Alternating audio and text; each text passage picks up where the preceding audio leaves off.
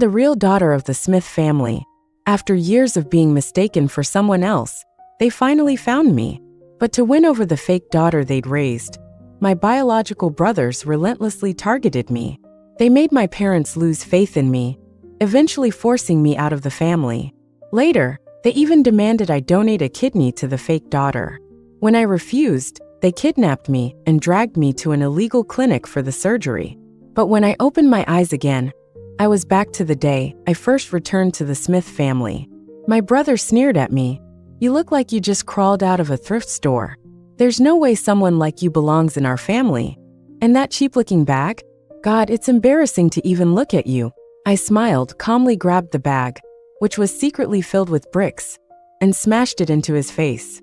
"Oh, I thought you'd love it." Chapter 1. Clyde stumbled back a few steps, clutching his face as he tried to steady himself.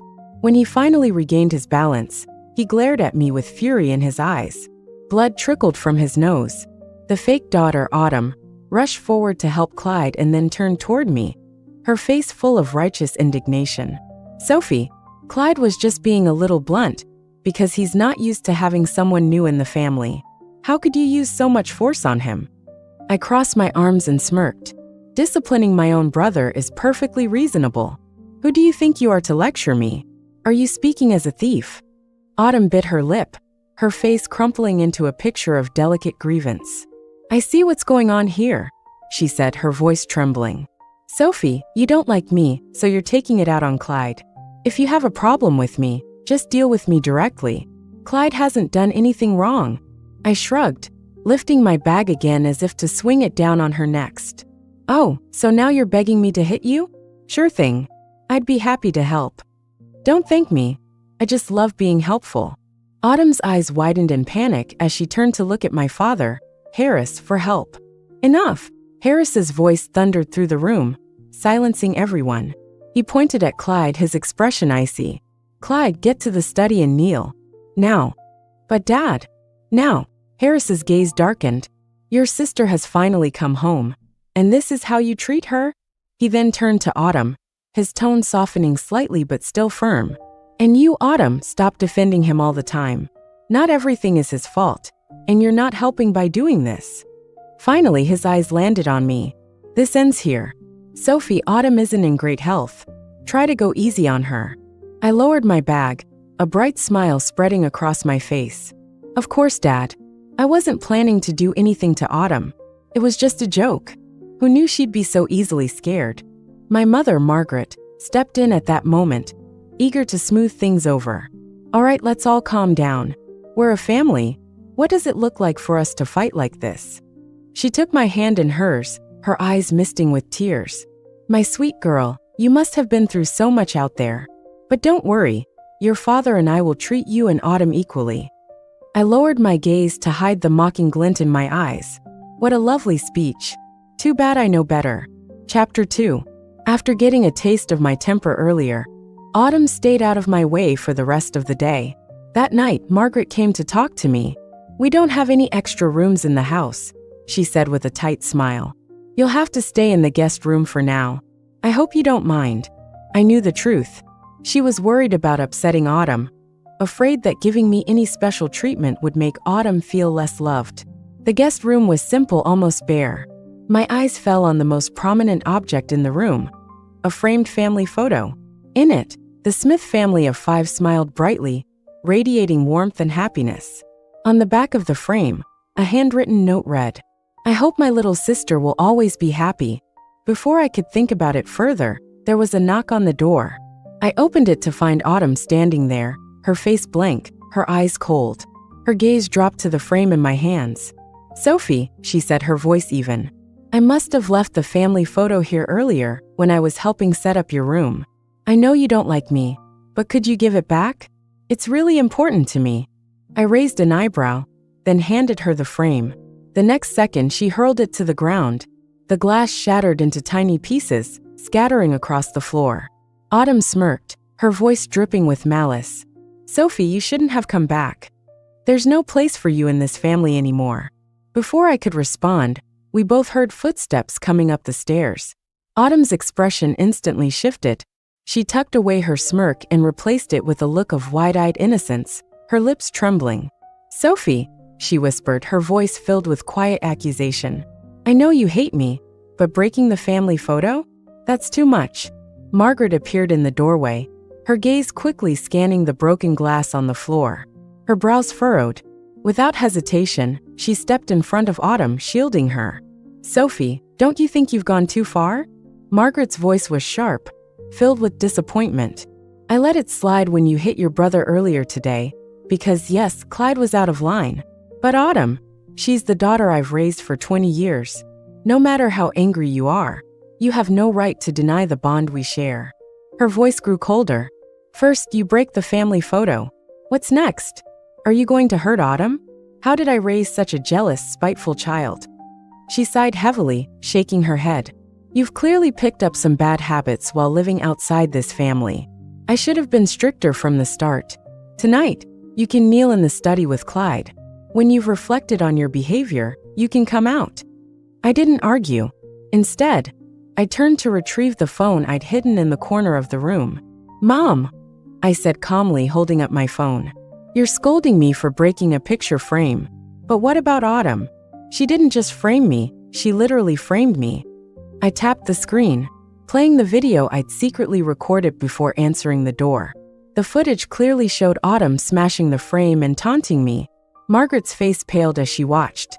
When the video ended, she hesitated, her lips pressing into a thin line. Autumn was just distracted. She didn't mean any harm. Her tone betrayed her. She wasn't planning to punish Autumn at all. I stayed calm, my voice steady. "So framing someone is a lesser offense than being careless with a photo? Is that what you're saying, Mom?" Margaret softened her tone, trying to pacify me. "Autumn's health isn't good. For my sake, let it go this time. Don't be so aggressive." I didn't respond. Instead, I crouched down and began picking up the shards of broken glass. A sharp edge sliced into my palm, and blood began to drip onto the floor. I stood, holding my bleeding hand, and forced a faint bittersweet smile. I know Autumn didn't mean it. I'll be more careful next time. I wouldn't want her to feel upset. Margaret's eyes widened as she saw the blood. Her calm facade crumbled, replaced by panic. "Call the doctor now," she shouted to the housekeeper. She turned back to me, her voice trembling. "You foolish child. Even if you're upset, you shouldn't hurt yourself like this." I lowered my head, speaking softly. "Mom, are you worried about me? Does that mean you still care about me, even just a little?" Margaret froze, caught off guard. After a long pause, she reached out and gently patted my shoulder. Her voice was hoarse, almost apologetic. "Sorry, sweetheart. I won't jump to conclusions next time. I promise." I said nothing, letting the silence stretch between us. Sometimes being overly aggressive just pushes people away, but showing quiet resilience, letting Margaret see the strength it takes to endure, was the only way to make her feel guilty. Chapter 3. Late at night, Autumn came down with a high fever. Elliot, my eldest brother and the very person who orchestrated my death in my previous life, rushed home in the middle of the night from a neighboring city. I stood in the hallway, my face devoid of emotion as I watched him return. The moment Elliot spotted me, he clicked his tongue in annoyance and muttered, "What bad luck." He shoved a gift box into my hands as he walked past. "Here, this is for you. Don't get any ideas, though. If it weren't for Mom and Dad forcing me, I wouldn't have brought you anything." He sneered and looked me up and down, his eyes filled with disdain. "You know, that DNA test was probably wrong. We should go redo it sometime." Then, shoving me aside, he added coldly, "Move. I need to check on my sister." Elliot pushed open Autumn's bedroom door. Inside, Autumn's pale face was flushed red from the fever. The moment she saw him, tears welled up in her eyes. "Elliot, you're finally back," she whimpered. I thought you didn't care about me anymore." Elliot's expression softened as he pulled Autumn into his arms, gently kissing her forehead. I stood silently in the hallway, snapping a photo of their intimate little scene. Elliot's fiancée was known for her fiery temper. I couldn't help but wonder how she'd react if she saw this picture of her future husband cuddling another woman, even if that woman was supposed to be his sister. Back in the room, Autumn began her usual pity act. I've been trying to get along with Sophie, she sniffled. But no matter what I do, she hates me. She even smashed our family photo. Her voice dropped to a whisper, trembling with fear. Elliot, do you think Sophie's going to kick me out of the house? Elliot's face darkened, and he shot me a sharp glare through the open door. Don't be ridiculous, he said firmly. As long as I'm here, no one's kicking you out. He patted her on the back like she was some fragile little doll. Why didn't you tell me you were being bullied earlier? You know I'll always protect you.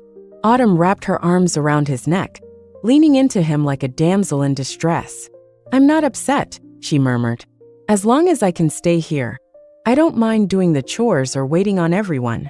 I'm happy just being part of this family. Chapter 4. The next morning, I stood outside the study, eavesdropping on a heated argument. Inside, Elliot's voice was sharp and impatient. Are you seriously just going to stand by and let Sophie, an outsider, bully Autumn? Margaret's tone was defensive. Outsider? What are you talking about? Sophie is your sister. She has the same blood running through her veins as you do. Elliot let out a cold laugh. Autumn is the one you've raised for 20 years. She's the only sister I acknowledge. He didn't even try to hide his contempt. When Autumn was sick, you prayed to every god you could think of, didn't you? You were desperate to save her. And now you're telling me you see Sophie as your daughter? Mom, don't lose sight of what really matters. Margaret fell silent for a moment, and Elliot pressed on, his voice growing colder. The only reason Sophie was brought back here in the first place was to donate her kidney to Autumn. That's it. If she's going to keep causing trouble, why not just get rid of her now? When we need her for the surgery, we'll drag her to the hospital. She wouldn't dare say no. Margaret slammed her hand on the desk, her voice trembling with anger. I won't allow it. Sophie is my daughter, the child I gave birth to with my own body. Elliot, I don't care if you favor Autumn, but I won't let you treat Sophie this way. She's part of this family too. Hearing enough, I deliberately bumped the door, creating a loud noise to interrupt their conversation. Before they could open the door, I slipped away quietly, returning to my room. Margaret hesitated, glancing at the study door. Was that Sophie outside just now? Elliot snorted indifferently. Good. Let her hear it. Maybe then she'll finally figure out where she stands in this family. She should stop causing trouble for Autumn and be grateful for the life we've given her. Chapter 5. At dinner, Harris cautiously broached the topic. Sophie, did you happen to go near the study earlier today? I kept my expression neutral and replied casually. No, I stayed in my room all day. Oh, that's good. I mean, not that it matters. He wiped the nervous sweat from his forehead. But you know, it's not healthy to stay cooped up in your room all the time. You should walk around the house more. Margaret, clearly uneasy, kept piling food onto my plate. Sophie, eat more. You're too thin. I smiled at her sweetly. Mom, you're so kind to me. Don't worry. I'll take good care of my health. After all, you'll need me to stay healthy for Autumn's sake. You know, for my kidney. The dining room fell into stunned silence. Harris and Margaret froze, their forks halfway to their mouths. Sophie, you heard everything? Harris stammered. I tightened my grip on my chopsticks, neither confirming nor denying it. Margaret, flustered, rushed to explain. Sophie, sweetheart, listen to me. It's just a kidney. You'll still be perfectly fine afterward. It won't affect your health at all. And your dad and I will take care of you for the rest of your life. You don't have to worry about anything. Please don't blame us. I forced a bitter smile. I'm grateful, really. Just being able to see you both again is enough for me. Before they could say anything else, I set my chopsticks down and stood up. Excuse me, I need a moment to gather my thoughts. Back in my room, I opened the gift box Elliot had thrown at me earlier. Inside was a sleek, expensive watch. Heavy, solid, definitely painful if used the right way. 3 minutes later, a knock sounded at my door. Elliot didn't bother waiting for an invitation before walking in, his expression dripping with disdain. So you heard everything, he said, his tone mocking. Then you should know exactly what's expected of you. This house doesn't need you. Do us all a favor and leave already. Stop hanging around like a bad smell. And don't even think about taking anything that belongs to Autumn. I looked down, pretending to be timid, and handed the watch back to him. When you gave me this gift, I thought you were welcoming me home, I said in a small voice. Elliot's face twisted in disgust. With a sharp motion, he grabbed the watch and hurled it directly at my forehead. Welcoming you? Who the hell would welcome garbage like you? Are you deaf, or just stupid? Feeling the blood trickle down my forehead, I finally lifted my gaze. My timid act vanished as I rolled my eyes and mouthed, "Idiot." Elliot's face turned red with rage as he lunged toward me. Looks like I need to teach you some manners." I quickly stepped back and slammed the door shut with force, catching his arm in the process. A loud crack and Elliot's agonized scream echoed down the hall. Within moments, Harris and Margaret rushed upstairs. "What's going on here?" Harris demanded, his gaze darting between us. Elliot clutched his arm, his face contorted in pain, but he still managed to throw me under the bus. "Your precious daughter, this is all her fault," he snarled. "First, she threw the watch I gave her on the floor. Then, when I tried to pat her shoulder, she slammed the door on my arm." Harris's face darkened, his expression filled with disappointment as he turned to me. "Sophie, you can't just do whatever you want because you think we feel guilty. Elliot is your elder brother. You owe him respect." Before he could finish, Margaret interrupted sharply, her voice trembling. "Sophie, your forehead, what happened?" I wiped at my forehead, smearing the blood across my temple. "It's nothing," I said flatly. "Just bleeding again." Margaret grabbed my hand, her panic clear. "Someone call the doctor. Now," she shouted at the housekeeper. I pulled my hand away from hers and grabbed my packed bag. "No need. I won't stay in a house built on lies."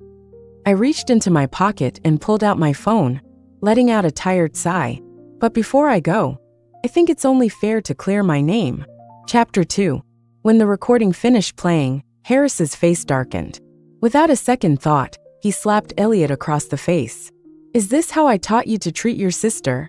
Elliot staggered slightly from the blow, his expression twisting into something cold and venomous as he glared at me. Through gritted teeth, he spat, "You're really something else, aren't you? So calculating." Before he could say more, Margaret stepped forward and slapped him across his other cheek. "Why is it that every single one of you seems to think it's fine to bully Sophie?" Harris wasn't done. He kicked Elliot hard in the shin, making him stumble. "Go kneel in the study. Now." I watched calmly as Elliot, now red-faced and humiliated, was berated and made to kneel by both parents. His frustration was obvious, but he couldn't do anything about it. This was just the beginning. My revenge had only just started. Margaret turned to me, her tone anxious, her hands reaching for mine. "Sophie, sweetheart, I promise you, this will never happen again. It's our fault for not raising these kids properly. Please give your mom and dad another chance." I looked away, my voice soft but tinged with something sharper beneath the surface. "Mom, Dad, if something like this happens again, can you promise to trust me a little more?" Chapter 6. Late that night, Clyde was finally let out of the study. His face twisted with anger as he cornered me in the hallway. "You're the most shameless person I've ever met," he hissed. "You came back just to tear this family apart, didn't you? You couldn't stand seeing us happy, so now you're ruining everything. If you weren't a girl, I'd have beaten the crap out of you by now." I didn't even flinch. Instead, I kicked him square in the chest, sending him sprawling to the floor. Before he could recover, I followed up with a punch to his stomach. Clyde doubled over, groaning in pain. I crouched down slightly, smiling as I raised my fist again. "You're not a girl, Clyde, so I can hit you." This time, I aimed for his face, making sure to leave some noticeable bruises. Hearing footsteps approaching, I quickly lightened my blows, making it seem as if I was the one being attacked. Clyde, seizing the opportunity, pinned me to the ground and raised his fist. "What the hell are you doing, Clyde?" Harris's voice boomed from the other end of the hallway. Clyde froze and looked up, his face already bruised and swollen. But instead of explaining, he jumped straight into blaming me. "Dad, Sophie attacked me first. She pinned me to the floor and punched me. Look at my face." Margaret rushed over to me, carefully helping me up. "Sophie, are you okay?" she asked, her voice trembling. I glanced at her, my voice barely above a whisper. "Mom, are you going to doubt me again?" Margaret's face paled. She stammered, "Of course not, sweetheart. Your mom believes you. I know you're innocent." Don't be scared. We won't let anyone hurt you again." She reached out as if to hug me, but I gently pushed her hands away. "The day I came back," I said softly, "I really wanted a hug from my mom, but you didn't give me one. That day, I realized that maybe you didn't want me here. I've been hoping, just a little, that maybe I had a place in your heart. But now, I guess I was wrong." Hearing this, Harris's expression hardened. He turned to Clyde, his anger boiling over. Without warning, Harris slapped Clyde across the face. "I told you to stop bullying Sophie." Clyde looked stunned, his hand flying to his sore cheek. "Dad, it was Sophie who hit me first. Look at my face, she did this." Harris clenched his fists. His voice was cold and sharp. "Enough," he barked. "Sophie hasn't done anything wrong. Why do all of you keep trying to pin everything on her?" Clyde's face turned red with anger and shame. "Are you blind, Dad?" he shouted. "What proof do you have that I'm lying? Sophie isn't even worth my time to frame." Harris let out a bitter laugh. "Blind? I must be, to think you'd ever treat Sophie fairly. You're bruised because of your own stupidity, and now you're trying to blame her for it. You disgust me. Idiots. I raised nothing but idiots. Get back to the study." Harris snapped, pointing down the hall. "You can kneel there for 3 more days. Join your brother while you're at it." Clyde's face twisted in fury. "Why won't you believe me?" His words struck a chord with me. They were eerily familiar, almost identical to the ones I'd said in my previous life, when no one believed me. Harris, still fuming, turned back to me. His voice was softer now, almost pleading. "Sophie, your mom and I believe you. We're so sorry for everything you've been through." Margaret joined him, her voice equally apologetic. "Please, sweetheart, give us another chance. We'll make sure no one bullies you again. We won't let this happen ever again." Chapter 7. As an apology, Harris gave me a generous share of the family company's stock. For the next few months, the Smith brothers, Elliot and Clyde, kept a low profile after the humiliation I'd dealt them. But I knew better. They wouldn't rest until they found a way to get rid of me for good. On the day of Elliot's fiancée's birthday party, Autumn approached me with an invitation. "You should come to the party," she said with a bright, overly friendly smile. Margaret frowned, clearly uneasy. "Sophie, maybe you should skip this one," she suggested. "I'm worried you'll be mistreated." I gave her a reassuring smile and shook my head. "Don't worry, Mom. Autumn will make sure I'm taken care of." My words were laced with hidden meaning, but Margaret didn't catch on. Autumn, however, couldn't hide the glint of malice in her eyes. She had planned this carefully. She wanted me to cause a scene at the party and offend Elliot's fiancé. But what she didn't know was that I had my own surprise planned. A much bigger one.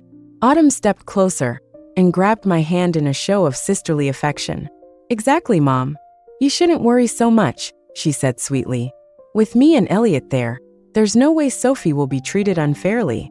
She pouted, adding, "And we've already apologized for all those misunderstandings from before. Aren't you going to let that go?" Margaret looked at the two of us, bonding like sisters, and her face softened into an approving smile. "Well, all right," she said. "But Sophie, if anyone tries to hurt you, don't hold back. Speak up. Your dad and I will always believe you." As soon as Margaret turned away, Autumn's fake smile vanished. She shot me a glare, her eyes warning me to watch myself at the party. I simply smiled back, unfazed. Let her play her games. She had no idea what I had in store. 8. Elliot's fiancée, Diana, was arrogant but a true romantic. Elliot disliked me, his biological sister, and had suffered a lot from me. Diana wanted to help him regain face at the birthday party. On the day of the party, I sat in a corner, and Diana approached me arrogantly. She raised her chin, warning me, "Let me tell you, Autumn is the only sister I recognize. No matter how pretty you dress today, I won't acknowledge you." I tilted my head and asked, "What kind of sister behaves like Autumn? You treat her as a sister, but she sees you as a joke." Diana's jealousy radar went off. "Don't try to sow discord between me and Autumn. Without evidence, don't talk nonsense." Autumn came over, linking arms with Diana. Seeing Diana hadn't humiliated me, she was a bit disappointed, but still put on a show. "Sister-in-law, are you getting along with Sophie?" I quickly replied, "Of course we are. I was just about to share the sibling affection photos of you and Elliot with her. I took out my phone, and Autumn's face changed, clearly remembering her intimate actions with Elliot at home. Seeing Autumn's expression, Diana's suspicion grew. She reached for my phone, but Autumn knocked it out first. The phone fell to the ground, shattering. Autumn discreetly breathed a sigh of relief, smiling flatteringly at Diana. "Sister-in-law, there's nothing to see. She's just slandering us. She's a habitual liar." Diana slapped her. "You bitch. I knew you were always clinging to my fiancé, but you had ulterior motives. I treated you as a good sister. Using me as a tool, huh?" Hearing the commotion, Elliot rushed over. Seeing his beloved being hit, he was furious, slapping Diana without thinking. He supported Autumn, full of concern. "Diana, what are you doing? Apologize to my sister."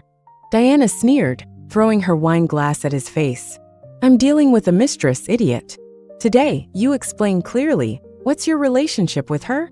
Elliot's eyes flashed with guilt, but quickly steadied himself. "What nonsense are you talking? Autumn and I are innocent. You have to believe me, Diana." Diana slapped him twice more. "Innocent? Why are you guilty? Playing hero in front of me, showing off your affection with her at my birthday party? Do you think I'm part of your game? Even your parents wouldn't dare hit me. Where do you get the nerve? If it weren't for our relationship, you wouldn't even be here today. Instead of being grateful, you dare to cheat on me. Get out of my sight. Security, throw these two out." 9. The birthday party ended in chaos.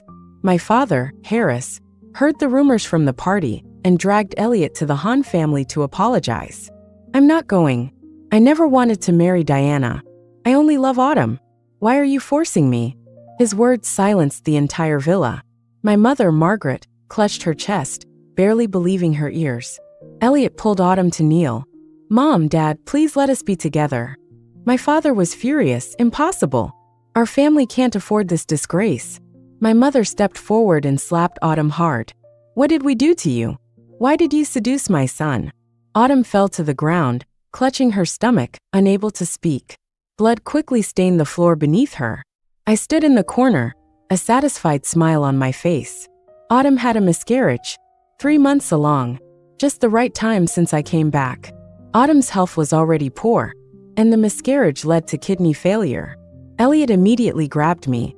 "Come with me, it's time for you to be useful. Donate your kidney now, and I'll forget everything you've done." My mother tore his hand away, protecting me behind her, her attitude firm. Why should my daughter donate a kidney to an outsider? My father also stood in front of me. "You've already disgraced yourself with an outsider, and now you want to harm your own sister?" Elliot was desperate. "Autumn is the daughter you've raised for over 20 years. How can you be so biased after just a few months?" My mother sneered. "One is my biological daughter, the other is a seductress. I know exactly who to protect. As long as I'm alive, don't even think about touching Sophie," Elliot threatened. "If you insist on protecting Sophie, then consider me no longer your son." My father didn't back down. "Then don't ever come back to this house." My parents took me away from the hospital, assigning a dozen bodyguards to protect me. For several days, Elliot couldn't find a chance to harm me. 10. My parents' current refusal to let me donate a kidney to Autumn was just because they were angry. Once their anger subsided, and they remembered the good times with Autumn, who knows if they would still protect me so firmly. I needed to further escalate the conflict between them and Autumn. That night, I knocked on Clyde's door. He had been drowning his sorrows in alcohol since learning Autumn was pregnant with Elliot's child, drinking himself into a stupor. The door opened, and the smell of alcohol hit me, making me cover my nose. Seeing it was me, Clyde tried to shut the door. He muttered, "You're here to frame me again." I smiled, taking out a photo of Autumn in the hospital. "Don't misunderstand. I'm just here to tell you that your beloved needs your help." My parents had been hiding Autumn's condition from Clyde, fearing he would act impulsively. Clyde snatched the photo. In it, Autumn looked frail and thin. Clyde's eyes reddened as he grabbed my arm, ready to rush to the hospital. "You wicked woman, Autumn is so sick, and you still won't donate your kidney." I pried his hand off. "Don't rush. Don't you want to win Autumn back?" Clyde stopped, and I continued.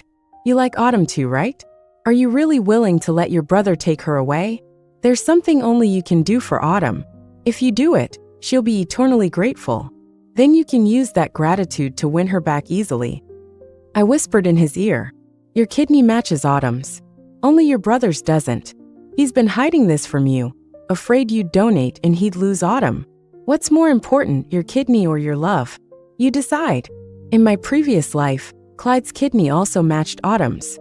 But Elliot had always stopped him from donating. If Clyde donated, my parents would inevitably hold a grudge against Autumn. Despite their previous affection for Autumn, my parents' favorite was still their youngest son. Among the shares given to the 3 children, Clyde's portion was more than the combined shares of Autumn and Elliot. 11. By the time my parents realized something was wrong, Clyde had already been wheeled out of surgery. My father fainted from anger and was hospitalized. When Elliot came to visit, I was peeling an apple for my father. My father picked up the apple and threw it at Elliot's face, pointing at him and cursing. How dare you show your face here? That was your own brother. How could you do this to him? I don't want to see you again. I disown you. Elliot sneered. Dad, you're so biased. Clyde agreed to donate. Why blame me? My father was even angrier. If you hadn't instigated him, would he have done this?